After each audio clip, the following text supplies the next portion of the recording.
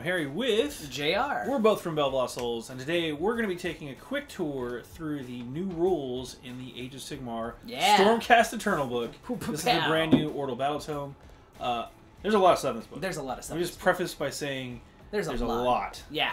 If we went through everything individually, we'd probably be here for like 3 hours. So we're not going to do that. No. We're going to hit some of the highlights, but we're going to talk big picture stuff right now in this overview. So, yeah.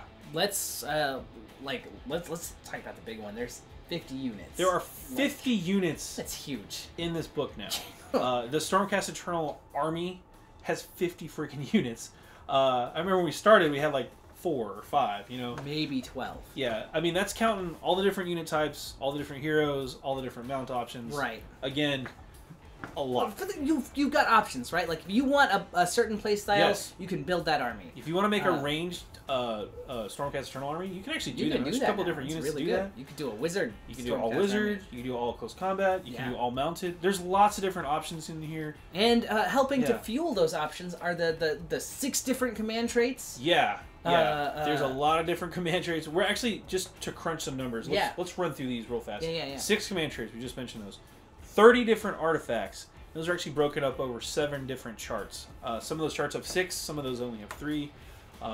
There are 9 spells broken over 2 lores. One has 6, one has 3. And that's in addition to if you're using the malign sorcery rules. So your wizards, which are amazing, have a lot of spells available to them. You get 6 prayers. 6 prayers, so if you want to go more that route versus wizards, 6 prayers. There are 18 mount options broken up over 6 different charts. Yeah. It means there's 6 different types of mounts now for the Age of Sigmar, the Stormcast Eternals.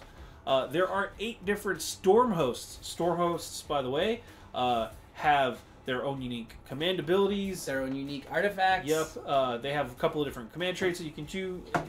They're pretty cool. Yeah. They're worth taking if you're going for it. If you want a very regimented feel to your army, or you want to go with a specific playstyle, those are great for that. There are 20 War Scroll battalions. Yeah. And again, some of those are like the mega battalions where like you take 2 smaller ones and they form Voltron and fight, fight things from the Nega realm. Yep. And again, in total, we're looking at 50 units for this new army. I think that's up there. It makes this one of the largest model ranges for Games Workshop. And it makes sense. They are like the flagship, right? Yeah, this is the flagship for Age of Sigmar, so you want them. I think just as a side note, as a template for future battle tomes, I think this is where it's at. Much like the Space Marine Codex for 8th edition, like it does a great job of saying, hey, here's what a modern army in the 2nd edition. Here's what a 2nd edition army looks like. Like let's go with that because it adds a ton of flexibility, options, and fun play things to. We didn't even mention there's also 3 more endless spells in here. Yeah, there's 3 new endless spells. So you have a lot of options to choose from. Let's talk about some of these options. So we're going to talk about. We're not going to go through all of the units because. That would be a lot. 50 units. No one has that kind of time. But we are going to talk about some of the cool ones that you maybe haven't seen too much about. So right now we're going to talk about the Lord Arcanum, and this is the new out of the new Sacrosanct Chamber. The Lord Arcanum is the spell casting general option, right? Yes. And you can take them a couple of different ways. Yeah. So they have all of the mount options available to them. You can take them with the Taurolon or the Celestial Dracoline. These are the 2 new... the 2 brand new units. You can also take them on the Griff Charger, and I think you can probably take them... No. Yeah. No. Griff Charger. So there's 3 different mount options, and they can go on foot too if you really want to do that. So yeah. They are... really cool. They have they're sort of like we said, they're the magic general. They all have the ability to do spirit flasks, which are these like little jars of soul stuff that they have, and you can choose 1 to 3 how many you want to break once per game, and if you break. They each do a mortal wound to units within 3 inches, I believe, but it's yourself included. So you drop these little landmines, and they go off and do a bunch of damage. And everyone's sad. Yeah, they're really fast. Depending on which option you take, the slowest option obviously is on foot. You only move 5 inches. I think the fastest option is like 14 inches. Yeah, I think so. Otherwise, you're at 12. Yeah, so pretty cool. across the board, they have a 3-up save, 9 bravery, so they're not going anywhere anyway.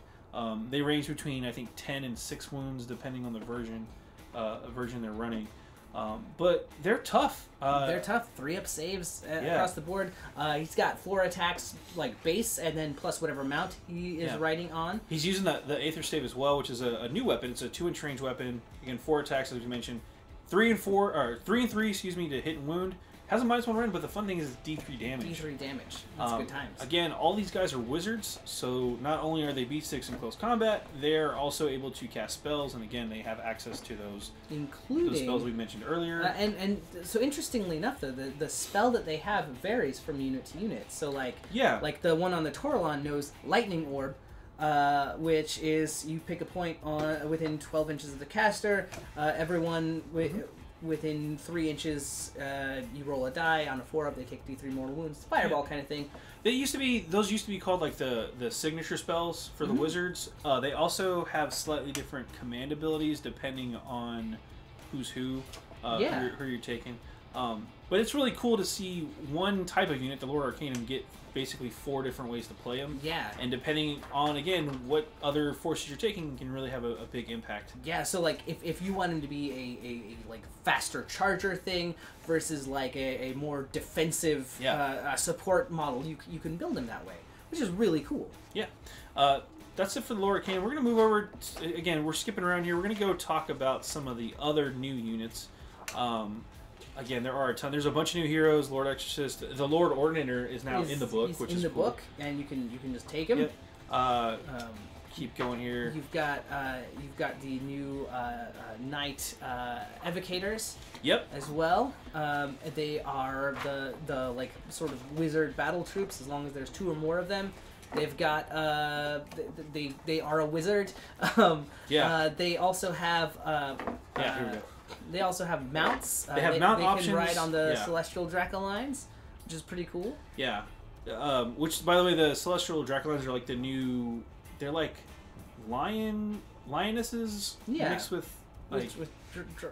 dragons? I don't know.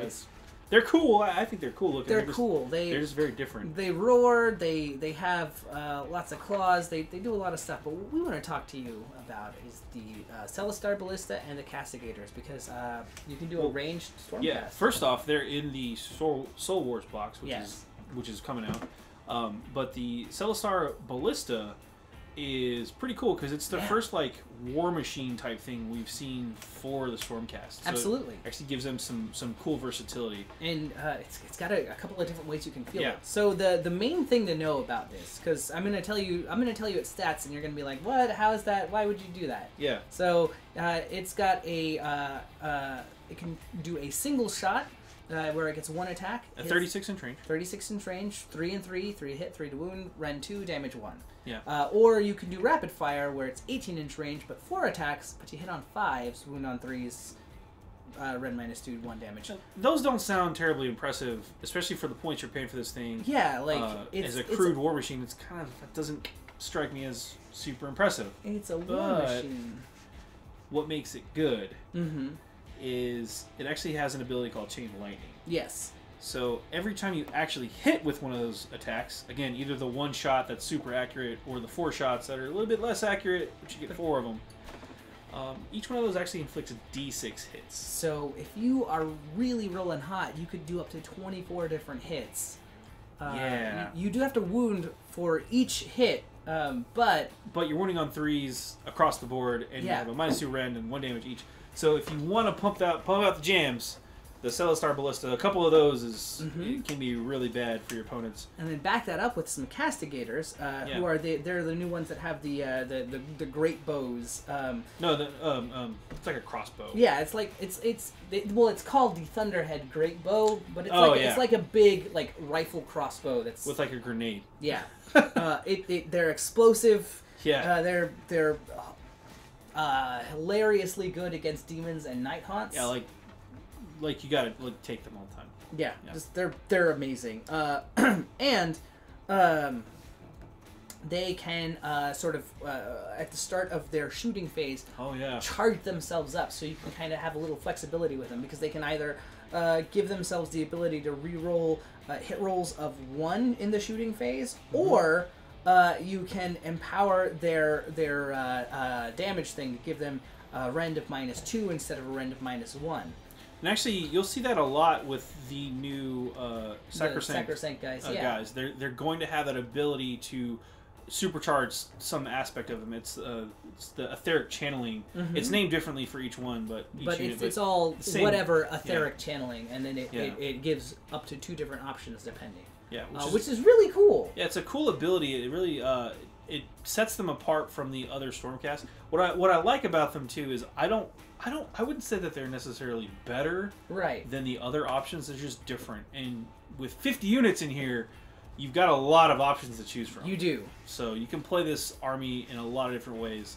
The last thing we're going to talk about here, as we mentioned, there are 3 new endless spells in here.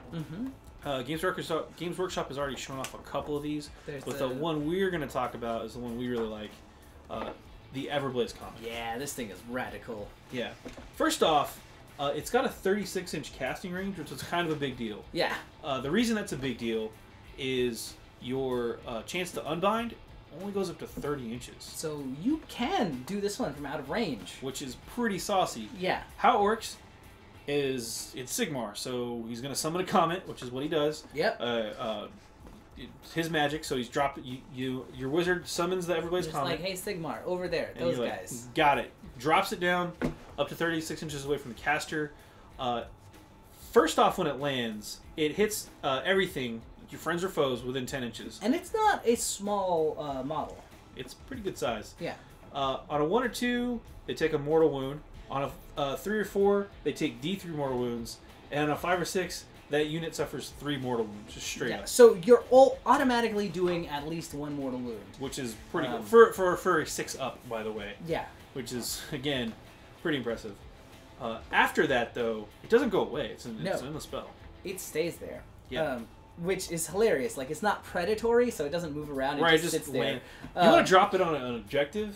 That's hilarious. F you. Yeah. But so basically, at the start of each battle round, after it's fallen, you do the same thing, but for every unit within 5 inches of it. And on a 1 to 3, they take 1 mortal wound, or a 4 to 6, they take a D3 mortal wound. So it just kind of keeps like pulsing with celestial fire and killing things that are near it. And speaking of celestial fire, if you're a wizard nearby, you also get messed with when you're casting. You actually take a -1 your casting rolls while you're within 5 inches. So you're also taking wounds. Yes, you're taking wounds and your casting's getting messed up. It's bad news bears. Bad news. There's, again, there's 3 we've mentioned. We've seen the Celestial Vortex thing. And the Deus Arcanum. I really like the Deus, too. It's really good, because it's like a disc of Zinch, and Sigmar just gave him the middle finger. He's like, we're doing that now. Yeah, look, better. I made mine out of metal and lightning. What are you going to do about that, Zinch? Yeah, it actually adds one of your save rolls. And somewhere out there, Zinch and Nagash are just talking about what a jerk Sigmar is and trying to plot some scheme to overthrow. He really is kind of a jerk. He is! Yeah,